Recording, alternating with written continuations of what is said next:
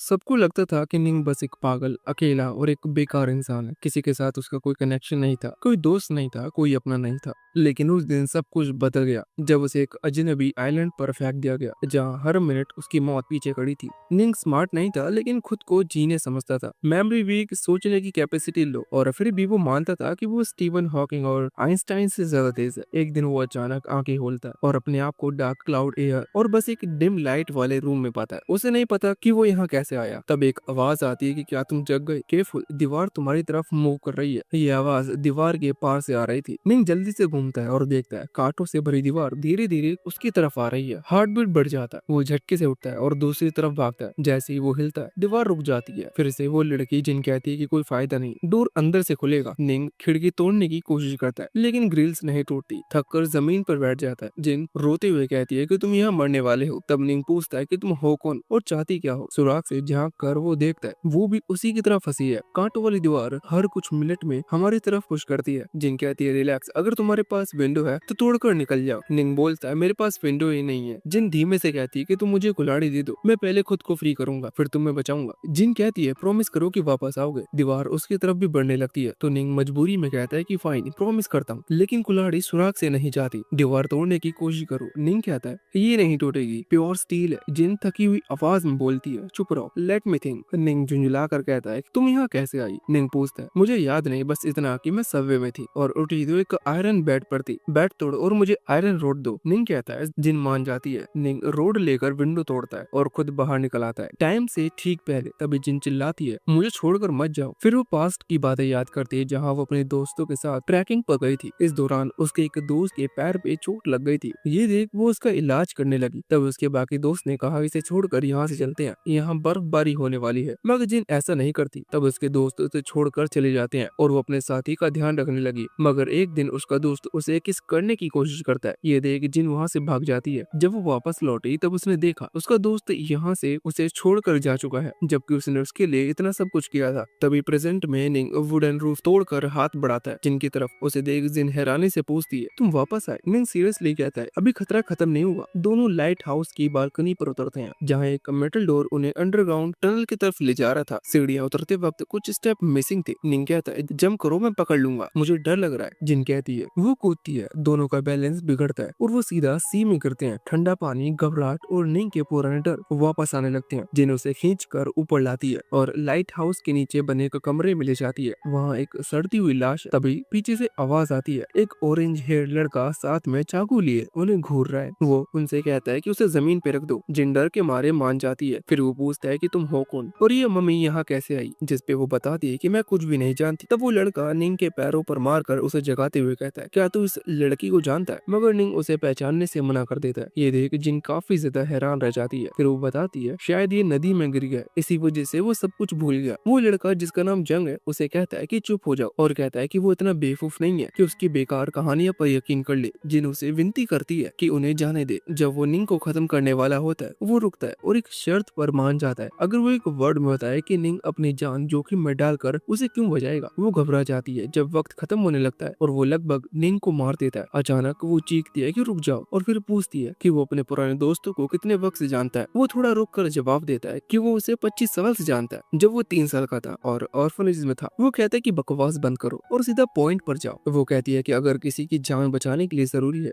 कि वो हमें पुराना जानता हो, तो क्या उसे यकीन है कि उसके दोस्त उसके लिए अपनी जान दांव पर लगा देंगे? वो चुप हो जाता है और वो आगे बताती है कि अगर ऐसा नहीं है तो कोई भी किसी की जान बचा सकता है, चाहे वो उसे जानता हो या नहीं। वो उठता है और कहता है कि चुप हो जाओ और वो चाकू रख देता है। वो कहता है कि उसके दोस्त उसके लिए कुछ भी करेंगे और यहाँ वो गलत है, लेकिन वो ये भी मानता है कि यहाँ हर किसी के लिए सच नहीं होता। कुछ देर बाद जिन निंग को समझाती है कि क्या हुआ था पहले और कैसे उसने उसकी जान बचाई। उसे यकीन नहीं आता कि उसने ऐसा कुछ किया था। जंग उससे पूछता है कि आखिरकार बात याद है? तो वो कहता है कि वो 5th क्लास में प्लेबॉय मैगजीन पढ़ रहा था। सब समझ जाते हैं कि सब कुछ भूल चुका है। जिन देखती है कि यहाँ तो मम्मी है, तो मम्मी यहाँ कैसे हो सकती है? वो मम्मी का हाथ ऐसे पकड़ती है जैसे ही कोई कैंडी हो और कहती है कि ये लाश यहाँ क्यों रखी है। फिर लड़कों की मदद से बॉडी को जमीन पर रखती है और अच्छे से देखती है। जंग अंदाजा लगाता है कि शायद ये कोई मरीन था और उसका कपड़ा फाड़ देता है। सब शॉक में रह जाते हैं क्योंकि बॉडी पर नंबर्स नाइफ से उकेरे गए थे। सब सोचते हैं कि इन नंबर्स का मतलब क्या है, लेकिन कुछ समझ में नहीं आता। तो वो बात बात वहीं छोड़कर दूसरी बात करने लगते हैं। जंग के बारे में पूछती है तो वो बताता है कि वो एक गैंग के लिए काम करता था जिसका लीडर चाइना में है। 3 दिन पहले वो किसी पंख वाली नाव से भाग रहा था और जब होश आया तो यहाँ था। कि जिन भी अपनी कहानी बताती है कि वो भी सबवे में सो रही थी और उठी तो यहाँ पाई। दोनों को शक होता है कि शायद ये किसी और गैंग का या ह्यूमन ट्रैफिकर्स का काम है, लेकिन इन कहता है कि नहीं, बॉडी पर जो नंबर्स हैं वो कोई बड़ा साइन है और ये सब किसी खेल का लग रहा है। जिन भी मान जाती है और कहती है अब तक सब कुछ किसी एस्केप गेम जैसा है तो हमें क्लू ढूंढने चाहिए। जंग बताता है कि उसने जगह सर्च कर ली है और एक टूटी सीढ़ी मिली है। तभी जिन मम्मी के कान में कुछ देखती है, एक स्क्रोल उसे निकालती है तो अंदर एक मैप होता है जिसमें एक जगह पर एक्स मार्क और लाइट हाउस बना है, साथ ही कुछ और सिंबल्स हैं। निंग कहता है ये मैप मैंने पहले कहीं देखा है लेकिन याद नहीं आ रहा। जंग चिल्लाता है और जोर लगाकर सोच में पड़ जाता है, लेकिन निंग कहता है सर में दर्द हो रहा है। जिन उसे संभालती है और एक कोने में लेकर पूछती है कि ठीक हो ना। किंग कहता है कि जब वो सोचता है तो सिर्फ फटने लगता है। जिन कहती है कि खुद पे जोर मत डालो और तसल्ली देती है। जंग उनकी बातें सुनकर परेशान हो जाता है और बाहर सिगरेट पीने चला जाता है। जब वो लौटता है तो देखता है कि दोनों सो रहे हैं। वो उन्हें लात मारकर उठाता है और कहता है कि चलो मैप वाली जगह पर चलते हैं। निंग एक्साइटेड हो जाता है जैसे ट्रेजर हंट पर जा रहे हो, लेकिन जिन पूछती है इस हालत में जाना सही है। जंग कहता है चॉइस नहीं है और अब तुम लोगों मेरे गुलाम हो। सामान बांधकर तीनों जंगल में निकलते हैं। अचानक जंग उन्हें रोकने के लिए कहता है और जमीन चेक करता है जहाँ उसे एक ट्रैप मिलता है जिसमें अभी तक खून लगा है। वो कहता है अगर किसी और के निशान मिले तो अपने निशान मिटा देना। फिर वो दोनों से कहता है गुलामों की तरह खाना पानी ढूंढो। निंग कुछ अजीब फल ले आता है और जिन मशरूम्स ले आती है। तभी जंग अचानक आता है और एक खरगोश मार देता है। फिर उन्हें एक केव में ले जाता है जो उसने पहले देख रखी थी और मांस पकाने लगता है। सारा मांस अकेले खा जाता है और निंग जिन के लिए बस फल छोड़ देता है। खाना खत्म करके जिन से कहता है कि मेरे लिए बिस्तर बना दो। वो उठकर बनाने चल जाती है और निंग से कहता है बचा हुआ मीट ले लो। फिर वो केव के अंदर जाता है और निंग को कहता है अंदर मत आना, तुम बस निगरानी कर। अंदर जिन बिस्तर बना रही होती है तभी जंग उसे दबा लेता है। वो खींचकर मदद मांगती है। बाहर निंग सुनता है और दौड़कर अंदर जाता है और चिल्लाता है रुक जाओ। ये सुनकर जंग को गुस्सा आता है और वो निंग को लात मारकर गिरा देता है। निंग फिर उठता है और कहता है कि हमें एक दूसरे के साथ बुरा नहीं करना चाहिए, हम टीम है। जंग तंग आकर उसके मुंह पर मुक्का मारता है और नीचे फेंक देता है। शाम होने लगती है तो जंग जंगल में अकेले निकल जाता है। उसे गुस्सा आता है कि उसे उस बेकार निंग से लेक्चर सुनना पड़ा। तभी उसे मदद की आवाज सुनाई देती है। वो केव की तरफ दौड़ता है और देखता है कि जिन और निंग भी वही आवाज सुनकर बाहर आ गए। ये उन्हें कहता है कि उसके पीछे आओ। जब वो आवाज के सोर्स तक जाते हैं वहाँ वो देखते हैं कि एक आदमी जैसे भाग रहा हो किसी से, और जिन देखती है कि वो ट्रैप में गिरने वाला है तो उसे वार्न करने लगती है, लेकिन निंग उसका मुंह बंद कर देता है। जंग समझ जाता है कि वो आदमी जिससे भाग रहा है वो दिख नहीं रहा तो कुछ गड़बड़ है। वो अंदाजा लगाता है कि जिसने ट्रैप बनाया वही उस आदमी का पीछा कर रहा है और तब वो लोग देखते हैं कि एक ट्राइबल बंदा कुल्हाड़ी के साथ आता है। जो आदमी ट्रैप में गिरा था वो मुश्किल से उठता है, लेकिन वो ट्राइबल बंदा उसे काफी बुरी तरह से मार देता है और उसकी लाश घसीट कर ले जाता है। जब वो वहाँ से चला जाता है तो जंग कहता है कि उन्हें केव में वापस जाकर छुप जाना चाहिए। अंदर जिन आराम करने लगती है जबकि निंग पूछता है कि यह आदमी कौन हो सकता है और क्या यहाँ कोई जंगली आदमी था। जंग सिंपल जवाब देता है कि उसे क्या पता और कहता है कि यह जगह सोची गई जगह से भी बहुत खतरनाक है। फिर वो कहता है कि वह रात भर केव की निगरानी करेगा और निंग को होशियार रहने को कहता है। अगली सुबह निंग और जिन खाना ढूंढने के लिए निकलते हैं और निंग को एक कोकोनट ट्री मिलता है। वो उस पर चढ़कर कोकोनट नीचे गिराता है ताकि जिन पकड़ ले, लेकिन अचानक एक चूहा उसके पास आ जाता है। ये देखकर वो जोर से चीखती है और निंग घबरा जाता है कि जरूर किसी ने उसकी आवाज सुन ली होगी। जंग भाग कर आता है ये सोच करके कि वो जंगली बंदा वापस आ गया, लेकिन जब उसे असल बात पता चलती है तो वो दोनों को बेवकूफ और बेकार कह के डांटता है। अचानक वो भाग जाती है और कहती है कि उसे बाथरूम जाना है और निंग को फिक्र होने लगती है। जब वो अपना काम खत्म करती है तो उसे आदमियों की कदमों की आवाज आती है और वो डर जाती है। इससे पहले कि उसे कुछ समझ आए कुछ उसके पास आता है और वो जोर से चीखती है और लड़के ये सुनकर उसे बचाने दौड़ते हैं। जब वो वहाँ पहुँचते हैं तो देखते हैं कि दी ट्राइब के लोगों ने उसे पकड़कर जमीन पे गिरा रखा है। निंग बेचैन होता है उसे बचाने के लिए, लेकिन जंग कहता है कि अभी कोशिश करना बहुत रिस्की है। जब उनमें से एक ट्राइब का आदमी कुल्हाड़ी उठाता है बेचारे जिन को खत्म करने के लिए, तो लड़का डिसाइड करता है कि अब लड़ना होगा। निंग दौड़कर मदद करता है, लेकिन कोई आदमी एक्स वाले के सर पर गोली मार देता है और उसे मार डालता है। ये देखकर दूसरा आदमी भाग जाता है और जिन निंग को जोर से गले लगा लेता है। उसे देखकर कोई उनके पास आता है और वहाँ ऊपर देखता है तो एक औरत गन लेकर खड़ी होती है। उसने उनकी जान बचाई थी। वो अपना नाम ट्रेसी बताती है जो पुलिस की मेंबर है और कहती है कि जल्दी करो क्योंकि जंगली लोग वापस आ सकते हैं। वो बताती है कि क्लिफ के नीचे उसके साथी हैं और पूछती है कि क्या वो उनके साथ चलना चाहते हैं। जिन एक्साइटेड होकर कहती है कि जितने ज्यादा लोग हों उतना अच्छा है। जंग उसे रोकता है और पूछता है कि वो कभी हांगकांग गई है, जिसके जवाब में वो कहती है कि नहीं। वो कहता है कि वो भी नहीं गया, लेकिन उसे पूरा यकीन है कि उसने उसे कहीं देखा है। वो कैजुअली इस बात को टालती है कि शायद कोई उसे जैसा दिखता होगा, लेकिन गुरु पर वो थोड़ा शक हालत में आ जाता है। वो झुककर आदमी के जख्मों को चेक करती है और देखती है कि उसे पीठ में गोली लगी है, जबकि उसने सिर पर निशाना लिया था। उसे ये अजीब लगता है क्योंकि वो एक चैंपियन शूटर है और कोई चांस नहीं है कि उसका निशाना चूक जाए। लेकिन इससे पहले कि वो और सोचे, जंगली लोग वापस आ जाते हैं और ग्रुप उनके तीरों से बचने के लिए भागता है। ट्रेसी एक गड्ढे के नीचे छुप जाती है और गोलियां चलाते हुए कहती है कि सब जंगल की तरफ भाग जाएं। जंग उस बेकार कपल मतलब जिन और निंग को वहां ले जाता है जहां ट्रेसी ने बताया था। ये लोग वहां पूल के पास थोड़ा आराम करते हैं और फ्रेश होते हैं और सोचने लगते हैं कि ट्रेसी को इतनी देर क्यों हो गई वापस आने में। जंग कहता है कि क्या वो मर तो नहीं गई या भाग गई, और दोनों इडियट को वार्न करता है कि इस आइलैंड पर और भी लोग हैं और बहुत संभल कर रहना होगा। वो कहता है कि मम्मी के जिस्म से जो मैप और कोट मिला था उसका जिक्र किसी और से कभी मत करना। जिन कहती है कि वो वही करेगा जो निंग कहेगा, लेकिन वो इडियट वीडियो गेम जैसी फाइटिंग क्लास और रैंक्स की बकवास करने लगता है। फिर जंग की बात मान जाता है टीम बनाने के लिए और सबसे कहता है कि वादा करो कि सभी टीम में रहेंगे। ड्रामेटिक अंदाज में तीनों कसम खाते हैं कि जिंदा रहने के लिए मिलकर लड़ेंगे और एक दूसरे को कभी धोखा नहीं देंगे। तभी ट्रेसी वापस आती है और कहती है कि अब उन्हें यहाँ से निकलना होगा क्योंकि उसके पास ज्यादा गोलियां नहीं बची हैं। फिर वो कहती है कि उनका पीछा करे क्योंकि वो उन्हें अपने बाकी साथियों के पास ले जा रही है। जब वो उस जगह पर पहुंचते हैं तो वह उन्हें अपने दोस्तों से मिलवाती है और कहती है कि जंगली लोगों ने इन पर हमला किया था और उसने कुछ जंगलियों को मारकर उनकी जान बचाई। उनमें से एक आदमी उसकी तारीफ करता है जबकि दूसरा कहता है कि उसने इन अजनबी लोगों को बचाकर अपनी गोलियां बर्बाद कर दी। जंग उस आदमी पर गुस्सा होता है जिसने ये कहा और उसे धमकी देता है, लेकिन ट्रेसी बीच में आ जाती है और कहती है कि लड़ना बंद करो। वो कहती है कि अगर वो और उसकी टीम उनके साथ रहना चाहते हैं तो उसके रूल्स मानने होंगे और उसके किसी टीममेट को नुकसान नहीं पहुंचाना। जंग हल्का सा मुस्कुराता है और उसके रूल्स मान जाता है। फिर दूसरों से मिलता है जिन और निंग भी अपना इंट्रो करवाते हैं,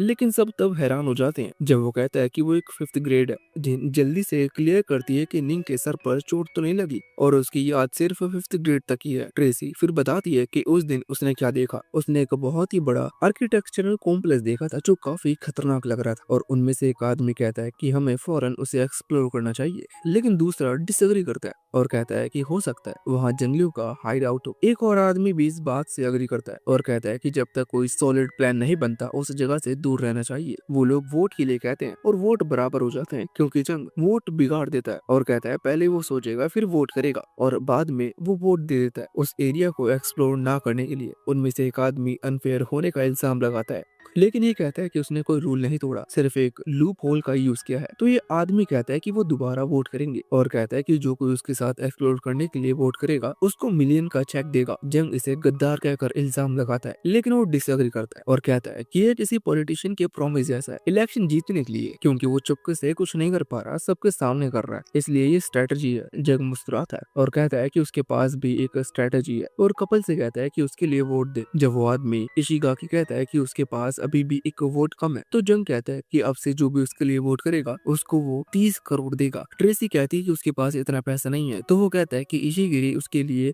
पैसे देगा क्योंकि वो वोट को अपनी तरफ चाहता है, इसलिए उसे ज्यादा देने में प्रॉब्लम नहीं होगी। जल्दी वो दोबारा वोट करते हैं और नेचुरली जंग जीत जाता है। उनमें से एक आदमी उसके साइड आ जाता है और कहता है कि अगर इशिगाकी चाहता है कि वो लोग कॉम्प्लेक्स को एक्सप्लोर करे तो उसे पैसे देने पड़ेंगे। अगले दिन सब साइड के लिए निकलते हैं और जैसे ही वो जंगल से गुजरते हैं जंग कहता है कि उसे ट्रेसी से अकेले में कुछ डिस्कस करना है। वो कहती है कि वो यही बात कर सकता है, लेकिन वो इंसिस्ट करता है कि अकेले बात करे और जब वो फिर भी मना करती है तो वो उसके कान में कुछ कहता है। उसके बाद वो कहती है कि रुक जा और उसे साइड में ले जाती है प्राइवेटली बात करने के लिए, जबकि बाकी लोग सोचने लगते हैं कि क्या हो रहा है। अचानक वो उसके गाल पर थप्पड़ मारती है और ग्रुप के पास लौट आती है। कहती है कि ये हद से ज्यादा बेकार इंसान है। वो सिर्फ हंस कर कहता है कि वो सही था और इस बात का बदला लेगा। ग्रुप उससे पूछता है कि क्या ठीक है, लेकिन वो कुछ कहती नहीं और गुस्से में चलती रहती है। ग्रुप चुपचाप उसके पीछे चलता है। जब वो उन्हें कॉम्प्लेक्स की तरफ ले जाती है और शाम तक वो लोग उस जगह पर पहुंच जाते हैं। सब लोग इतनी बड़ी बिल्डिंग देखकर हैरान हो जाते हैं और वहीं खड़े होकर देखते रहते हैं। ट्रेसी इशिगाकी से पूछता है कि क्या वो आर्किटेक्चरल साइट पहचान सकता है और वो कहता है कि यह मयान पिरामिड के जैसा लगता है। तो जंग पूछता है कि क्या वो इजिप्ट में है, लेकिन वो कहता है कि वो यकीन से नहीं कह सकते क्योंकि पिरामिड कई कंट्रीज में होते हैं और फिर कुछ एग्जाम्पल गिनाता है और वो लोग अंदर जाते हैं। नीचे उतरते हुए देखते हैं कि सीढ़ियां खत्म नहीं होती। ट्रेसी उन्हें सावधान रहने और पास पास रहने के लिए कहती है ताकि अगर वो जंगली वापस आए तो तैयार हो। काफी ज्यादा चलने के बाद वो कॉम्प्लेक्स के सेंट्रल पार्ट में पहुंच जाते हैं। जिन निंग से कहती है कि उसे बहुत डर लग रहा है क्योंकि पहले उसने सोचा कि उन्हें किडनैप कर लिया गया है या कुछ ऐसा, लेकिन अब लगता है कि वो किसी और कॉन्टिनेंट में है अजीब लोगों के साथ। वो सोचती है कि शायद ये सब कोई रियलिटी गेम है जो उन्हें जबरदस्ती खेलना पड़ रहा है। निंग एक बच्चे की तरह कहता है कि शायद वो किसी वीडियो गेम के अंदर, और वो एक ठंडी सांस लेकर सोचती है कि इस बेकार एनिमेशन पेशेंट का क्या करे, क्या कुछ और बात करते हैं। वो उसे कहता है कि पॉजिटिव रहो क्योंकि ये जगह मैप में मार्क है, इसका मतलब वो सही डायरेक्शन में जा रहे हैं। दोनों जोर से हंसने लगते हैं कि अगर वो यहाँ से बचकर निकल गए तो कभी काम नहीं करना पड़ेगा क्योंकि अब उनके पास 30 मिलियन का चेक है जिससे वो जिंदगी भर यूज कर सकते हैं। ट्रेसी जंग को बुलाती है और कुछ जलने के निशान दिखाती है। वो महसूस करती है और कहती है कि ये अभी गर्म है, इसका मतलब किसी ने थोड़ी देर पहले यहाँ आग जलाई थी। बाकी लोग सोचते हैं कि शायद वो जंगली लोग हों, लेकिन लिन कहता है ऐसा नहीं हो सकता क्योंकि उन्हें बैटरी चलाना नहीं आता। इसका मतलब कुछ और लोग भी यहाँ खाना खा चुके हैं। और ट्रेसी आसपास देखकर कहती है कि उन्होंने भी यहाँ आराम किया था। इशिगाकी कहता है कि अब उन्हें पिरामिड के अंदर जाकर एक्सप्लोर करना चाहिए। एक बंदा कहता है कि यहाँ ज्यादा सेफ है, लेकिन जंग कहता है कि उन्हें 2 ग्रुप्स में बंटना चाहिए, एक अंदर जाएगा एक्सप्लोर करने और दूसरा बाहर रहेगा। इशिगाकी एक शर्त पर राजी होता है और टीम वो डिवाइड करेगा। वो ट्रेसी के साथ एक्सप्लोरेशन टीम लीड करेगा ताकि वो सेफ रह सके, और जिन भी उनके साथ होगी अपनी मेडिकल स्किल के लिए, जबकि एक और बंदा होगा जिसके पास फिजिकल स्ट्रेंथ है। बाकी सब बाहर रहेंगे और अगर अंदर वाली टीम के साथ कुछ होता है तो वो उन्हें बचाएं। जब वो लोग अंदर जाते हैं तो येलो हेयर वाला बंदा जंग से पूछता है कि उसने उसे मना क्यों नहीं किया, और कहता है कि इशिगाकी को हटाने के लिए उसके साथ टीम बनाए ताकि वो सारी पावर ले सके। जंग मुस्कुराता है और सीधा मना कर देता है, कहता है कि वो ऐसे कीड़े मकोड़ों के साथ काम नहीं करना चाहता। जब वो बंदा अपनी बकवास जारी रखता है तो वो छुरी निकालता है और उसे धमकाता है कि अपना चेक दे। ये बंदा कहता है कि ये क्राइम है, लेकिन जंग कहता है कि उसके पास कोई सबूत नहीं है और उसकी बात सच साबित होती है क्योंकि इकलौता गवाह तो अभी बाथरूम गया होगा। इसी दौरान दूसरी टीम अंदर आ जाती है और दीवारों पर लिखी हुई चीजें देखते हैं। इशिगाकी कहता है कि उन्हें किसी और आर्कियोलॉजिस्ट की जरूरत है। निंग समझने के लिए और आगे बढ़ता है। जैसे ही वो एक्सप्लोर करते रहते हैं जिन वो बातें सोचता है जो उसने निंग को बताई थी, और कहता है कि उसने जंग को अपने हेयर क्लिप से मार दिया जब उसने केव में उसके साथ गलत करने की कोशिश की थी, और अगर उसने चुपके से एंटीडोट ना दिया होता तो ये 7 दिनों में सीधा ऊपर चला जाता। उसने निंग को वार्न किया था कि एंटीडोट के दौरान जंग को बहुत ज्यादा दर्द होगा, और वो सोचती है कि क्या वो वक्त अब करीब आ गया है जैसे उसने पहले कहा। जग के पेट में दर्द शुरू हो जाता है और वो निंग से कहता है कि एरिया गार्ड करे। जब तक वो अपना दर्द हल्का करने जाता है तभी जंगली लोगों का एक ग्रुप वहां आ जाता है और सब घबरा कर भागने लगते हैं। जंग दर्द बर्दाश्त ना कर पाते हुए अपना पेट पकड़ता है और जमीन पे गिर जाता है। निंग को अचानक जिन की बात याद आती है और वो उसकी तरफ भागता है। जब जंगली जंग पर निशाना बनाते हैं जो होश में रहने की कोशिश कर रहा होता है, निंग वक्त पर पहुंच जाता है और उसे अपने कंधे पर उठाकर वहां से ले जाता है। येलो हेयर वाला बंदा एक स्विच दिखाता है और उसे खींचता है जिससे ऊपर से दरवाजा धीरे धीरे बंद होने लगता है। निंग जंग के साथ जल्दी करता है और मुश्किल से अंदर आ जाता है बिना सिर के चुले। वो सब सांस रोक लेते हैं। अब उन्हें समझ में आता है कि अब वो बाहर नहीं जा सकते और आवाज सुनकर दूसरी टीम वापस आ जाती है चेक करने। जंग निंग का शुक्रिया अदा करता है उसकी जान बचाने के लिए और दूसरे बंदों को डांटता है जो उन्हें बाहर बंद करने वाला था। वो बंदा कहता है कि मैं डर गया था और सोचने का वक्त नहीं था, इसलिए पैनिक में दरवाजा बंद कर दिया। और इशिगाकी भी कहता है कि ये सही फैसला था। निंग उनसे पूछता है कि बाहर कैसे निकलेंगे, तो वो कहता है कि अभी के लिए अपनी एनर्जी वेस्ट ना करो, इस पर सोचकर और एक्सप्लोर करना कंटिन्यू करो, शायद कोई और क्लू मिल जाए। जिन अचानक निंग के बाजू में एक पर्पल चीज देखती है और उसका जायजा लेती है।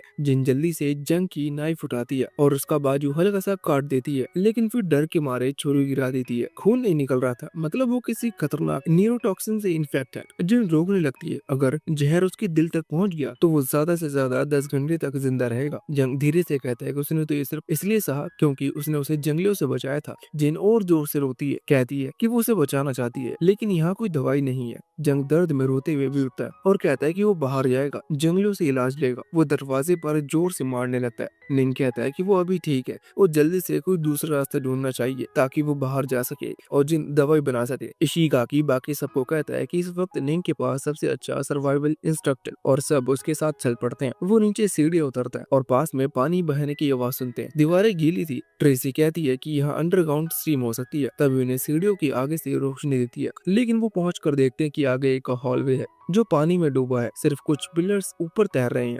निंग अपना सिर पकड़ता है। उसे याद आता है कि उसने ये जगह पहले देखी है। तभी मदद के लिए चिल्लाने की आवाज आती है। जंग बताता है कि आवाज पानी से आ रही है और जाकर देखता है पानी में 4 लोग हैं। उनमें से एक बेहोश है। पीले बालों वाला आदमी मदद मांगता है, कहता है कि वो ज्यादा देर तक बेहोश आदमी को पकड़ नहीं पाएगा। इशिगाकी पूछता है कि वो यहाँ कैसे आया। वो बताता है कि वो भी उन्हीं की तरह अचानक यहाँ आ गया। पानी का लेवल बढ़ने लगता है और वो कहता है कि जो आदमी उसकी बाहों में है वो प्रोफेसर है, जंगलियों की लिखाई पढ़ सकता है और एग्जिट का रास्ता जानता है।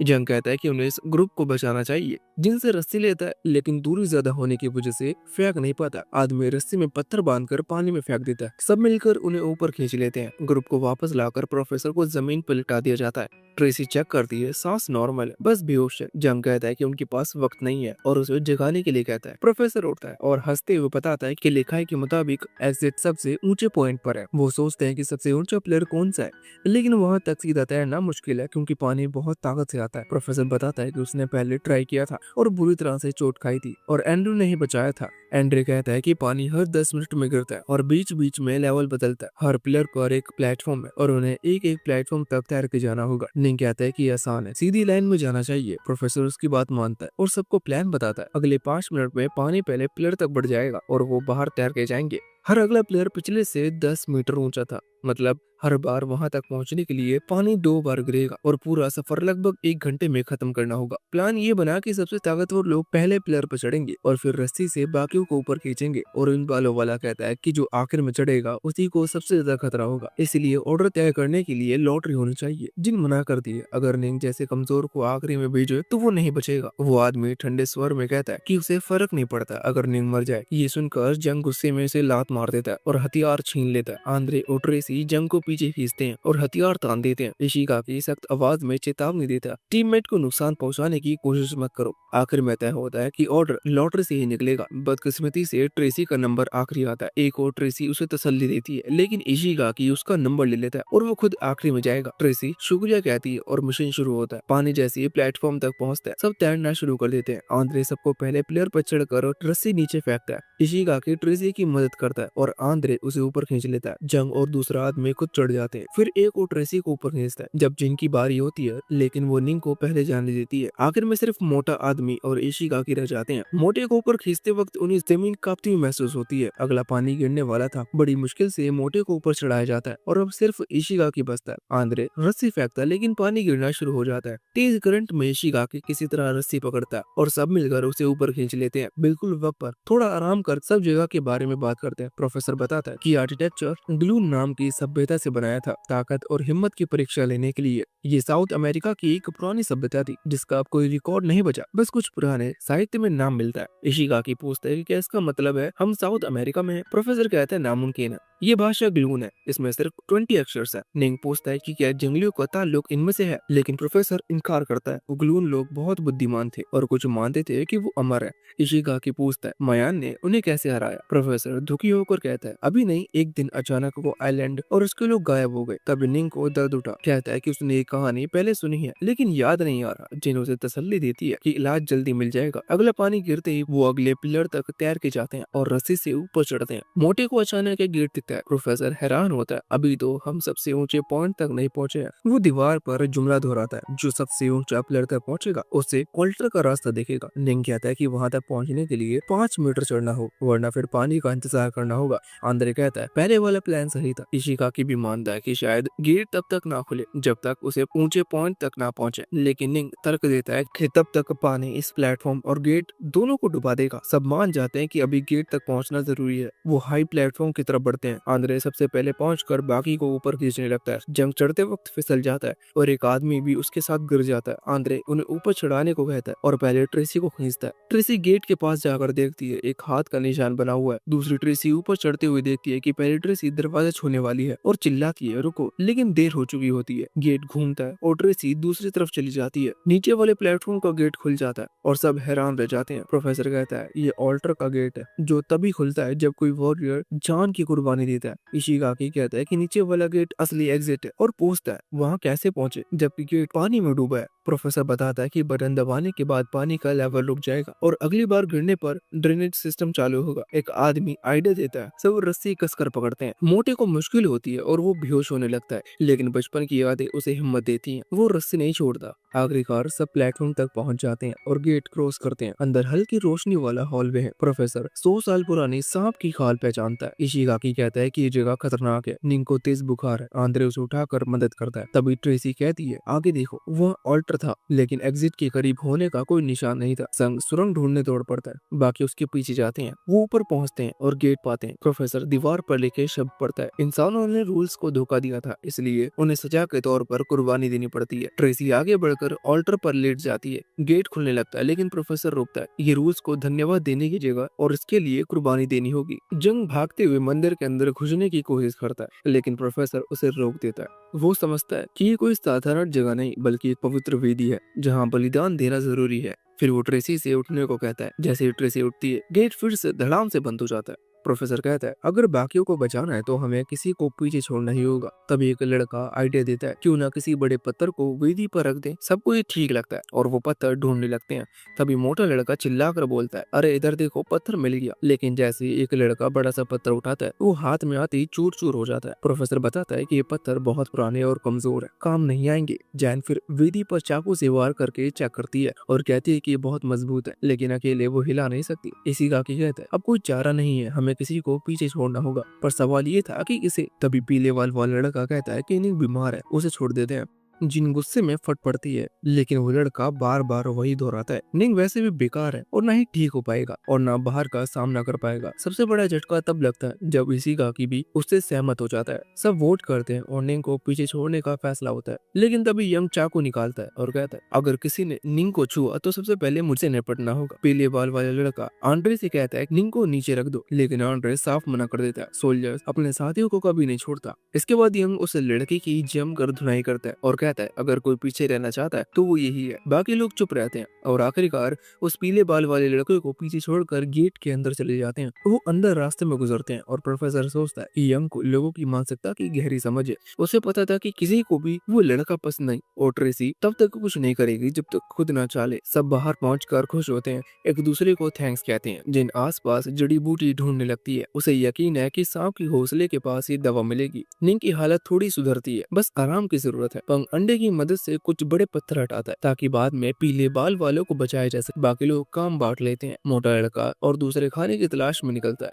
ट्रेसी आसपास नजर रखती है, जबकि इशिगाकी और प्रोफेसर पेड़ों से हथियार बनाते हैं। उस मंदिर में छोड़ा गया लड़का होश में आता है और देखता है कि सब जा चुके हैं। बाहर जाने का दरवाजा अपने आप बंद हो जाता है और वो घबरा कर रोने लगता है। तभी पीछे से डरावनी आवाज आती है, कुछ बहुत बड़ा उसकी तरफ बढ़ रहा है और वो जोर जोर से मदद के लिए चिल्लाने लगता है। बाहर ने धीरे धीरे होश में आता है। इस बीच आंड्रे और यंग पत्थर उठा रहे होते हैं। तभी उन्हें उसकी चीख सुनाई देती है। जिन खुश होती है कि दवा काम कर गई, लेकिन तभी मोटा लड़का भागते हुए आता है। उसके पीछे एक विशाल अजगर है और सब भागने लगते हैं। ट्रेसी पेड़ों से टार्जन की तरह उछलती हुई आती है और गोली मारकर अजगर को दूर कर देती है और वो पूछती है कि दूसरा लड़का कहाँ है। मोटा लड़का बताता है कि वो चट्टान से गिर गया। अजगर फिर हमला करता है, लेकिन यंग समय पर लात मारकर बचा लेता है। चंग चाकू से उसकी गर्दन पर वार करता है, मगर अजगर उसे झटका देकर नीचे फेंक देता है। वो झील में गिरता है और बच जाता है। झील में यंग दूसरे लड़के को किनारे लाकर होश में लाता है। तभी उसके हाथ पर जोंक चिपक जाती है। लाइटर से उसे जलाकर हटाते हैं, लेकिन फिर पता चलता है कि दूसरे लड़के के पूरे शरीर पर जोंक हैं, जिन्हें एक एक करके हटाना पड़ता है।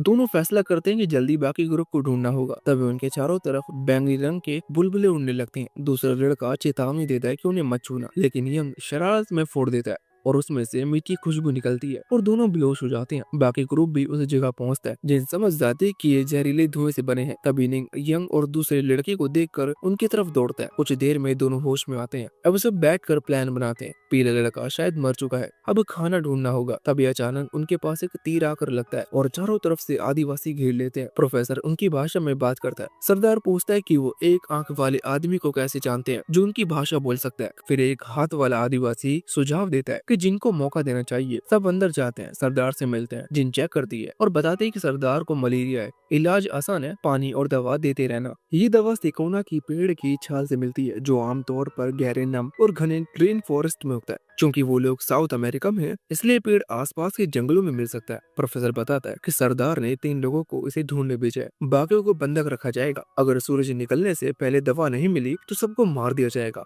थोड़ी चर्चा के बाद तय होता है कि जिन जरूर जाएगी, क्योंकि वही पेड़ पहचान सकती है। उसके साथ ट्रेसी सुरक्षा के लिए जाएगी। और तीसरा होगा आंड्रे। आंड्रे जैंग से उसका चाकू मांगता है, लेकिन निंग कहता है कि यहाँ इसकी जरूरत नहीं है। डोंग मान जाता है और चाकू दे देता है। बाद में ने यंग से पूछता है कि क्या वो तीनों ठीक रहेंगे। यंग बस कहता है कि पता नहीं और भगवान से प्रार्थना करता है। उधर प्रोफेसर दीवार पर बनी लिखावट पढ़ रहा है। वो बताता है कि आदिवासी गुलान नागा को भगवान मानते हैं। जब भी मलेरिया की महामारी फैलती है, वो डर के मारे बीमारी लोगों को गुलान की वेदी पर चढ़ा देते हैं। लेकिन 10 साल पहले कुछ सैनिक आए, इन आदिवासियों को मार डाला और ज्वालामुखी में फंसा दिया। फिर एक दिन एक आंख वाला आदमी, जिसे ये लोग प्रोफेसर का गुरु मानते हैं, जिंदा पहाड़ से बाहर आया। वो उनकी भाषा जानता था और इलाज भी करता था, इसलिए आदिवासी उसे सरदार के इलाज के लिए जिंदा रखते रहे। कहा जाता है कि वो यही उनकी बस्ती में बस गया। लेकिन एक दिन रहस्यमय जहाज यहाँ आया और वो आदमी गायब हो गया। बारिश में जिन, ट्रेसी और आंड्रे उस पेड़ की तलाश कर रहे हैं। आंड्रे पूछता है कि कैसा दिखता है। जिन बताती है ऊंचाई 5 से 15 मीटर और दूर से देखने पर हरे लाल रंग मिले जुले। तभी जिन चिल्लाती है उसे पेड़ मिल गया। तीनों दौड़ते हैं। इसी बीच प्रोफेसर कहता है कि हो सकता है मेरा गुरु जिंदा हो। गाकी हैरान रहता है और बोलता है कैसे, मैं तो उसके अंतिम संस्कार में था। प्रोफेसर बताता है गुलान पर रिसर्च में पैसों की कमी से काम रुक गया था। फिर एक दिन उसका गुरु लौटा और प्रोजेक्ट शुरू कर दिया। उसने कहा पैसे किसी प्राइवेट ग्रुप ने दिए हैं, लेकिन बात ही गुप्त है। एक शर्त थी, मौत के बाद खून का दान, इसलिए उसके शरीर को ना जलाया जाए और ना ही दफनाया जाए, और सीधा उस ग्रुप को दे दिया गया। प्रोफेसर को शक तब हुआ जब उसे याद आया कि गुरु की मौत 2 साल पहले हुई थी। वो उससे मिलने गया था और उसके घर के बाहर उसका कुत्ता मरा पड़ा था, लेकिन गुरु बिल्कुल शांत था। उसने कुत्ते को इंजेक्शन लगाया और कुत्ता फिर से जिंदा हो गया। गुरु ने कहा आधुनिक दवा से जिंदगी और मौत को कंट्रोल किया जा सकता है। वो एक ऐसी दवा पर काम कर रहा है जिससे मौत का नाटक किया जा सकता है, सिर्फ मजे के लिए। ये सुनकर निंग कहता है गुरु की मौत का राज ही इस बात की चाबी है कि हमें यहाँ क्यों लाया गया है। वो पूछता है कि वो रहस्यमय ग्रुप कौन था जिसने नकली मौत वाली दवा बनाई थी, और वो सभ्य लोग कौन थे जो उनसे पहले यहाँ आए थे और ज्वालामुखी में क्या कर रहे थे। पहले उन्हें सरदार को ठीक करना था ताकि वो यहाँ से निकलकर ज्वालामुखी में जा सके। जवाब तो बस वहीं मिल सकता था। इसी बीच जिन और बाकी लोग पेड़ की छाल इकट्ठा कर रहे थे दवा बनाने के लिए। तभी ट्रेसी ने आंद्रे के पास बंदूक चलाई। आंद्रे ने देखा कि कोई अजीब सा जानवर भाग रहा है। ट्रेसी बोलती है कि वो उस पर हमला करने वाला था। जिन चिल्लाई कि सब लोग देखो वो कहाँ इशारा कर रही है। तो सब ने लाल आंख वाले और भी बंदर जैसे जीव देखे जो चारों तरफ से घेर रहे थे। गुफा में जंगली लोग बाकी कैदियों को ले जाते हैं जबकि सूरज भी नहीं निकला था। फैटी उनसे कहता है कि जिन और बाकी लोग दवा लेकर वापस आ जाएंगे, लेकिन वो सबको फांसी की जगह पर ले जाते हैं। फैटी डर के मारे रोने लगता है और उसके कपड़े भी गीले हो जाते हैं। प्रोफेसर कहता है कि सबको हिम्मत दिखानी होगी क्योंकि जंगली बहादुर लोगों को पसंद करते हैं और डरपोक को मार देते हैं। सच में एक जंगली फैटी को खींच कर ले जाने लगता है, लेकिन तभी जिन और बाकी लोग लौट आते हैं। बाद में सब जमकर खाना खाते हैं, लेकिन फैटी अचानक उठकर चिल्लाने लगता है कि वो मर गया है। जिन दवा तैयार करती है और सरदार को देती है। सरदार धीरे धीरे ठीक होने लगता है। नेता जिन का शुक्रिया करता है और कहता है कि वो उन्हें ये इलाज सिखा देगी ताकि आगे इंसानों की बलि ना देनी पड़े। बूढ़ा आदमी भी उसका धन्यवाद करता है और बताता है कि एक आंख वाला आदमी कभी इलाज नहीं सिखाता था, लेकिन जिन बहुत अच्छी है। वो उसे यहाँ से पहाड़ तक का रास्ता भी बता देता है। जिन उसे जंगल में दिखने वाले बंदर जैसे जीवों के बारे में पूछती है तो वो कहता है कि उन्हें उन सभ्य लोगों ने छोड़ा था जो पहले यहाँ आए थे। वो ये भी कहता है कि अगर उन बंदरों ने काट लिया तो इंसान वैसा ही बन जाएगा। जिन बाकी सब को ये बताती है तो प्रोफेसर कहता है कि ये विज्ञान से परे है। निन कहता है कि हो सकता है ये बंदर उस प्राइवेट ग्रुप के प्रयोग का नतीजा हो जो अमरता की तलाश में था। प्रोफेसर को अपने ग्रुप पर भरोसा टूटने का दर्द होता है जिसे इशिगा की संतावना देता है। सब फैसला करते हैं कि पहाड़ जाकर सच पता करेंगे। अगले दिन जंगली लोगों के साथ मछली पकड़ने जाता है, लेकिन बस एक छोटी सी मछली पकड़ पाता है। जिन बूढ़े आदमी को सर्दी खांसी का इलाज सिखाती है। जंग बूढ़े से पाइप मांगता है, लेकिन वो कहता है कि ये उसके लिए बहुत तेज है। सच में जंग एक कश लेते ही बेहोश हो जाता है और सपनों में हसीनाओं को देखने लगता है। बूढ़ा हंसते हुए कहता है कि वो रात को उठेगा। शाम को सब जंगली लोगों के त्योहार में शामिल होते हैं और मस्ती करते हैं, लेकिन जैसे ही शराब पीते हैं उन्हें पता चलता है कि ये बहुत तेज और गर्म है। जिन तो एक घूंट में ही नशे में चूर हो जाती है और नेता हंसकर सबको मजे करने को कहता है। इशिगाकी उससे पूछता है कि क्या वो कल ज्वालामुखी के लिए कोई गाइड दे सकता है, और बूढ़ा आदमी को साथ जाने का वादा करता है। आंद्रे जंगली लोगों को तीरंदाजी करता देख हिस्सा लेने का सोचता है। नेता कहता है कि अगर वो जीता तो उसे एक आंख वाले आदमी का क्रूसबो मिलेगा और अगर हारा तो अपनी टोपी देनी होगी। नेता पहले तीर मारता है और लकड़ी में गड़ा देता है। आंद्रे तीर मारने से पहले टोपी उतारता है जिससे उसके लंबे औरत जैसे बाल दिख जाते हैं और टोपी नेता को देकर कहता है कि जीतू या हारू ये तुम्हारी है। फिर वो तीर चलाकर नेता के तीर को चीर देता है और जीत जाता है। फिर जेब से दूसरी टोपी निकाल कर पहन लेता है। रात में जंग उठकर बाहर आता है जहाँ सब लोग मस्ती कर रहे होते हैं। तभी उसे आवाज सुनाई देती है और वो पीछा करता है। जहाँ जहाँ वो देखता है कि ज़ॉम्बी बंदर एक जंगली को घायल कर रहे हैं। वो मदद के लिए चिल्लाता है। निंग आता है और बताता है कि अब बंदरों का निशाना वही है। नेता और आंद्रे भी आते हैं और तीर चलाकर बंदरों को भगा देते हैं। जिन घायल की मदद करने जाती है, लेकिन बूढ़ा कहता है कि अब देर हो चुकी है, वो भी जल्दी बंदर बन जाएगा। नेता उसे उठाकर लेके जाता है ताकि उसका शरीर टुकड़े टुकड़े कर दफना दे, लेकिन घायल अचानक जागता है और उसके हाथ पर काट कर भाग जाता है। बाकी लोग पूछते हैं कि हाथ को क्या हुआ, तो वो कहता है कि गिर कर चोट लग गई है। जंगली लोग घायल को खोजने लगते हैं और जिन उसके हाथ पर पट्टी बांध देती है। वो कहती है कि ये घाव खरोच से ज्यादा चाकू की वार जैसा है, लेकिन वो बात टाल देता है। इशिगाकी कहता है कि उन्हें जल्दी पहाड़ के लिए निकलना चाहिए और बताता है कि उसने आंद्रे के साथ हफ्ते भर का खाना इकट्ठा कर लिया है। मिंग बूढ़े से पूछता है कि क्या और कोई इन बंदरों से घायल हुआ था, तो वो कहता है कि सब मर गए, यहाँ तक कि उसका बेटा भी। उसे भी काटा गया था, लेकिन एक आंख वाले आदमी ने तुरंत उसका हाथ काट दिया था, इसलिए वो बच गया। अगले दिन जब वो पहाड़ जाने के लिए निकलते हैं, तो बूढ़ा आदमी माफी मांगता है कि वो उसके साथ नहीं जा सकता। तभी शोर सुनाई देता है और वो बताता है कि आज नया सरदार चुना जा रहा है। वो उन्हें भी आने को कहता है। जब वो मना करते हैं तो बूढ़ा आदमी जबरदस्ती ले जाता है। समारोह में पुराना सरदार अपने खून का कटोरा भरता है और नया नेता उसे पी लेता है। तभी बूढ़ा पागलों की तरह हंसते हुए कहता है कि अगर कोई ज़ॉम्बी बंदर का अंग खा ले तो वो तुरंत बदल जाएगा। वो बताता है कि नेता ही उसके बेटे के साथ ऐसा करने वाला था और अब उसने बदला ले लिया है। सच में नेता तुरंत बदल कर ज़ॉम्बी बंदर बन जाता है और सब भागने लगते हैं। बूढ़ा रोते हुए पागलों की तरह हंसता रहता है। फैटी और प्रोफेसर किसी तरह जंगल में भागते हैं और हाफते हुए सोचते हैं कि बाकी लोगों को क्या हुआ, क्योंकि भगदड़ में सब अलग हो गए थे। प्रोफेसर कहता है कि अगर ज्वालामुखी तक पहुंच गए तो शायद उनसे मुलाकात हो जाए। तभी अचानक कोई आवाज आती है और सब डर के मारे कांप जाते हैं, लेकिन पता चलता है कि वो तो बस निंग है। सब हालात पर चर्चा करते हैं और तभी पैरों की आहट सुनाई देती है, तो सब झाड़ियों के पीछे छुप जाते हैं। वो देखते हैं कि जिन भाग रही है और वो उससे मिलने ही वाले थे कि अचानक उसका पैर रस्सियों में फंस जाता है। तभी जंगली लोग आ जाते हैं, लेकिन जंगली लोग उसे मारते नहीं क्योंकि उसने उनकी मदद की थी। भले ही उनके नेता ने मना किया था। वो उसे ज्वालामुखी की तरफ इशारा करके जल्दी जाने को कहते हैं। बाकी तीनों लोग छुपे रहते हैं क्योंकि उन्हें पक्का नहीं पता कि जंगली लोग उन्हें भी छोड़ेंगे या नहीं। जब जंगली लोग चले जाते हैं तो वो बाहर आते हैं और देखते हैं कि एक छोटा सा नक्शा पड़ा है जिसमें ज्वालामुखी का रास्ता बना है। वो चर्चा करते हैं और फिर किनारे पर जाकर रात बिताने का फैसला करते हैं क्योंकि जंगली वहाँ नहीं आएंगे। सब रात को बैठकर बातें कर रहे होते हैं कि अचानक निंग को अतीत की कुछ बातें याद आती हैं। वो जहाज से धक्का देकर गिरा दिया गया था और कोई आदमी उससे मदद की गुहार कर रहा था, लेकिन जब वो वापस नाव पर आया तो सारे लोग गायब थे। वो खुद से माफी मांगता है कि वो उस आदमी को बचा नहीं सका। फैटी और प्रोफेसर उससे पूछते हैं कि क्या हुआ, तो वो बताता है कि उसके याददाश्त के कुछ टुकड़े वापस आ रहे हैं। तभी वो देखता है कि किनारा छोटा हो रहा है। प्रोफेसर कहता है कि ज्वार आ रहा है, यहाँ से तुरंत निकलना होगा। जैसे उठते हैं मगरमच्छ दिखाई देते हैं। निंग कहता है कि ज्वार उतरने का इंतजार करना ठीक रहेगा, लेकिन फैटी डर के मारे भाग जाता है, जिससे मगरमच्छ उसके पीछे पड़ जाते हैं। वो किसी तरह बचकर जंगल में पहुंच जाता है और एक रस्सी पाता है। तभी उसकी टक्कर जंग से हो जाती है, जो बीड़ी पी रहा होता है। जंग उसे चुप रहने को कहता है और बाकी लोगों के बारे में पूछता है और वो सच सुनकर गुस्सा हो जाता है कि फैटी अपने दोस्तों को छोड़कर भाग गया। तभी ज़ॉम्बी बंदरों का झुंड आ जाता है और दोनों को घेर लेता है। जंग फैटी को कहता है कि वो वापस किनारे पर जाकर बाकी लोगों की मदद करे, खासकर निंग की, जबकि वो बंदरों को रोकता है। फैटी वापस किनारे पर जाता है और देखता है कि प्रोफेसर और निंग पेड़ पर लटके हुए हैं। ज्वार और मगरमच्छ से बचने के लिए निंग उसे पत्थर बांधकर रस्सी फेंकने को कहता है और फिर दोनों पेड़ों को रस्सी से जोड़कर उस पर चढ़ जाते हैं। प्रोफेसर पहले जाता है, लेकिन देखता है कि रस्सी नीचे झुक रही है तो जल्दी कूद जाता है। निंग भी जाता है, मगर मगरमच्छ लगभग पकड़ ही लेते हैं। तभी जंग आकर मगरमच्छ से लड़ता है, लेकिन सब देखते हैं कि जंग की आंखें बदल चुकी हैं। वो भी संक्रमित है। प्रोफेसर उसे धन्यवाद देता है, लेकिन साथ ना जाने को कहता है। निंग कहता है कि लैब में शायद इसका इलाज मिल जाए, क्योंकि वो अभी पूरी तरह से नहीं बदला है। अगले दिन जिन सबसे पहले ज्वालामुखी देखती है और वहाँ दौड़ने ही वाली होती है कि पीछे से कोई आता है और वो मदद के लिए चिल्लाती है। सब दौड़ कर आते हैं, लेकिन वो तो बस इशिगाकी और दूसरा आदमी है जो मटर गश्ती करते हुए खा रहे होते हैं।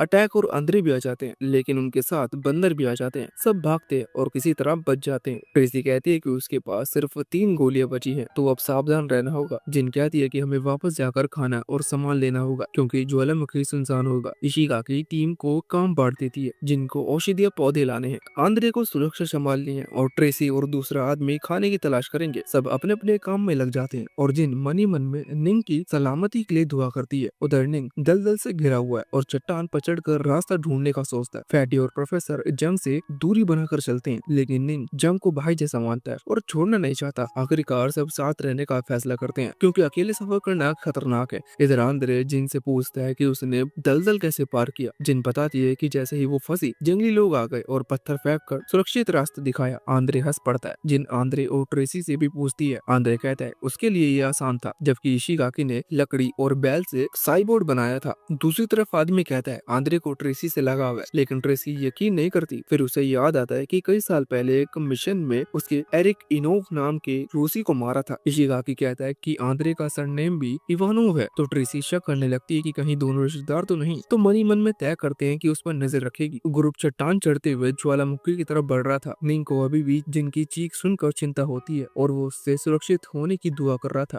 रास्ते में उन्हें एंड्रो और ट्रेसी का छोड़ा हुआ खाने का बैग मिल जाता है। ये देखकर निंग को शक होता है कि आगे खतरा हो सकता है। वो बताता है कि उसने दलदल के पास गोलियों की आवाज सुनी थी। फिर वो ज्वालामुखी की तरफ इशारा करके कहता है कि हमें जल्दी पहुंचना होगा ताकि एंटीडोट मिल सके, खासकर जंग के लिए जिसकी हालत बिगड़ रही थी। जिनका ग्रुप भी ज्वालामुखी पहुंच जाता है, लेकिन वहाँ की तेज गर्मी सहन कर पाना बहुत मुश्किल था। एंड्रो चेतावनी देता है कि ऊपर चढ़ते चढ़ते गर्मी और बढ़ेगी। जिन थोड़ा रुक कर पानी पीने का सुझाव देती है। तभी उन्हें पता चलता है कि इशिगाकी कहीं गायब है। परेशान होकर वो उसे बुलाने लगते हैं। एंड्रो अकेले ही खोजने लगता है, लेकिन थोड़ी देर बाद दूसरे साथी की आवाज आती है और वो भी अचानक गायब हो जाता है। ट्रेसी को एंड्रो पर शक होता है और दोनों में बहस छिड़ जाती है। तभी जिन की चीख सुनाई देती है और सब दौड़कर वहां पहुंचते हैं। वो दलदल में फंसी होती है। किसी तरह से वो निकलती है और पास में बेहोश पड़ा इशिगाकी भी मिल जाता है। दूसरा ग्रुप भी ज्वालामुखी के पास पहुंच जाता है, लेकिन जंग चक्कर खाकर गिरने लगता है। निंग उसे हौसला देता है और पास के गर्म पानी में नहाने को कहता है ताकि तबीयत सुधर जाए। प्रोफेसर इलाके के जियोथर्मल संसाधन देखकर हैरान हो जाता है, लेकिन नहाते नहाते उसे तेज ठंड लगने लगती है। निंग को शक होता है कि मलेरिया है और याद करता है कि जिनके पास उसका इलाज करने वाली जड़ी बूटियां हैं। वो जल्दी से उसे ढूंढने का सोचता है। जिन इशिगाकी का ध्यान रख रही थी। तभी भूखे दूसरे साथी को वो अपना आखिरी सेब दे देते हैं। वो आधा सेब खाकर इशिगाकी के लिए बचा देता है। ये देखकर जिन भावुक हो जाती है। वो कहता है कि उसके वैदिक दादाजी ने उसे सिखाया था कि दूसरों के साथ भलाई करनी चाहिए। तभी निंग, फैटी और बाकी लोग खाने के साथ वहाँ पहुँचते हैं। निंग जिन को जंग और बीमार प्रोफेसर के बारे में बताता है। सब परेशान हो जाते हैं। निंग कहता है पहले प्रोफेसर का इलाज करे, लेकिन जिन तय करती है कि वो दोनों की मदद करेगी। वो एंड्रे और निंग मिलकर गुफा में जाते हैं, लेकिन वहाँ मरीज गायब मिलते हैं। पास में सिर्फ जंग का छोड़ा हुआ चाकू मिलता है, जिसे निंग को शक होता है कि उन्हें रिसर्च लैब में ले जाया गया है। गुफा में इशिगाकी होश में आता है। जिन उसे हालत बताती है। वो कहता है कि वो उसका एहसान जरूर चुकाएगा, लेकिन जिन कहती है कि ये तो टीम वर्क है। इशिगाकी को लगता है कि यहाँ टेक्नोलॉजी और दौलत किसी काम की नहीं है, असली चीज तो जीना है। ग्रुप एक जियोथर्मल पावर प्लांट पर पहुंचते हैं और उसकी आधुनिक बनावट देखकर हैरान रह जाते हैं। उन्हें लगता है कि ये सरकारी मदद से बनाया गया होगा। इशिगाकी कहता है कि हमें बंदरगाह ढूंढना चाहिए, लेकिन अभी बहुत खतरा है, इसलिए पहले लैब देखते हैं। अंदर उन्हें एक मरा हुआ रिसर्चर और सुपर कंप्यूटर मिलते हैं। इशिगाकी हैक करके थोड़ी जानकारी निकालता है और सबको अलग अलग काम सौंपता है। ट्रेसी, जिन और फैटी बायोकेमिकल एरिया में जाते हैं, जहां उन्हें कंटेनर में बंद ज़ॉम्बी बंदर और एक एंटीडोट मिलता है, लेकिन फैटी डर कर बाहर ही रुक जाता है। वहीं निंग, जिनांग और एंड्रे दूसरी तरफ जाकर स्पेस सूट और मिलिट्री आईडी पाते हैं। उन्हें शक होता है कि ये खतरनाक अमृता वाला रिसर्च सरकारी है। दूसरे साथी को तनाव से पुराना मानसिक रोग महसूस होने लगता है। वो याद करता है कि कैसे एक बास्केटबॉल मैच में उसने आपा को खो दिया था। इशिगाकी के कहने पर वो रेस्टोरेंट नाम वाले हिस्से में चला जाता है। जिनकी टीम और मिंग की टीम अपने अपने रास्ते से घूमते घूमते आखिरकार लैब के अलग अलग हिस्से में पहुंच गई। जिन वाली टीम को ज़ॉम्बी बंदरों से भरी कंटेनर और एक एंटीडोट मिल गया, जबकि मिंग और आंद्रे वाली टीम एक रेस्टोरेंट जैसी जगह पर पहुंच गई, जहाँ टेबल पर बैठे लोगों के कंकाल थे, जैसे वो खाते खाते अचानक मर गए हों। आंद्रे ने एक लाश चेक की तो पता चला कि ये बाकी पुरानी लाश जैसी नहीं है, ये काफी नहीं है। निंग को उस आदमी की जेब से एक कार्ड मिला, जिससे पता चला कि वो रिसर्च फैसिलिटी का सुपरवाइजर था। नाम था यासु। उसी कार्ड से उन्होंने बाकी बंद दरवाजे भी खोल लिए और एक नोटबुक भी मिली, लेकिन उसमें ज्यादातर पन्ने फटे हुए थे। तभी बाहर से कोई आवाज आई। आंद्रे चेक करने गया और निंग नोटबुक का आखिरी पन्ना देखने लगा। इसी बीच जिंग इंसानों पर हो रहे एक्सपेरिमेंट देखकर परेशान हो रही थी। तब एक पिलर के पीछे से कोई उन्हें देख रहा था। ट्रेसी ने जिन से कहा कि इस दुनिया में सब ताकतवर ही मायने रख और गरीबों का हमेशा शोषण होता है। पिलर के पीछे खड़ा शख्स अचानक ग्रेनेड फेंक देता है। सब झुक कर बसते हैं। ट्रेसी जिन और फैटी को सीढ़ियों के नीचे छुपा देती है और कहती है कि कोई उन्हें मारना चाहता है। वो शक करती है कि आंद्रे ने ही हमला करवाया है, लेकिन बाकी लोग मना करते हैं। जिसके बाद ट्रेसी एक दरवाजा दिखाती है जिससे वो लोग भाग सकते हैं। फैटी, जिसके पास एक एक्सेस कार्ड है, हिम्मत करके सबसे पहले भागता है, लेकिन गले में एक तीर लग जाता है। फिर वो भी दौड़कर दरवाजा खोल देता है ताकि बाकी निकल सके। जैसे ही लड़कियां निकलती हैं, एक और ग्रेनेड फैटी पर गिरता है और धमाके में उसकी मौत हो जाती है। जिन रो पड़ती है, लेकिन ट्रेसी उसे खींच खींच कर आगे ले जाती है। होती है। वो एक और कमरे में छिपते हैं, लेकिन वो रहस्यमय आदमी उनका पीछा कर रहा था। आखिरकार वो वॉशरूम में छिपते, तभी बाहर से जहरीली गैस अंदर जाने लगती है। दरवाजा बाहर से बंद है। गैस सहन न कर पाने के कारण दोनों बेहोश हो जाते हैं और वो शख्स उन्हें ट्रॉली में डाल कर ले जाता है। दूसरी तरफ निंग और बाकी कंट्रोल रूम में पहुंचते हैं और इशिगाकी से पूछते हैं कि क्या हो रहा है। वो बताता है कि हमला आंद्रे ने करवाया है और वही दोनों बेहोश लड़कियों को लेके जा रहा है। सीसीटीवी में दिख रहा है कि वो पूरे कंट्रोल में है। निंग कहता है कि पहले आंद्रे का लोकेशन ढूंढना होगा। निंग इशिगाकी को वो नोटबुक देता है जिसमें कुछ नंबर्स लिखे थे। इशिगाकी सोचता है कि ये पासवर्ड हो सकते हैं और सिस्टम में डाल देता है, जिससे कुछ नए एरिया अनलॉक हो जाते हैं। तभी जमीन से एक स्कैनर निकलता है जो सेकंड लेवल अथेंटिकेशन के लिए हाथ का स्कैन मांगता है। सुपरवाइजर का हैंडप्रिंट जरूरी है वरना सिस्टम खुद ब खुद नष्ट हो जाएगा। निंग अपने साथी को प्लान बताता है। कैफेटेरिया से सुपरवाइजर की लाश लाकर स्कैनर पर हाथ रखना है। आम आदमी को वहां से आने जाने में 10 मिनट लगेंगे, लेकिन वो एथलीट है तो समय काम पर हो सकता है। रास्ते में उसे बहुत रुकावटें आती हैं, लेकिन निंग और इशिगाकी के हौसले से वो दौड़ता रहता है। कैफेटेरिया पहुंचकर वो बड़ी मुश्किल से लाश को उठाता है और कंट्रोल रूम की ओर भागता है। रास्ते में आंद्रे सामने आ जाता है, लेकिन वो बिना रुके दौड़ता रहता है और टाइम पर लाश का हाथ स्कैनर पर रख देता है।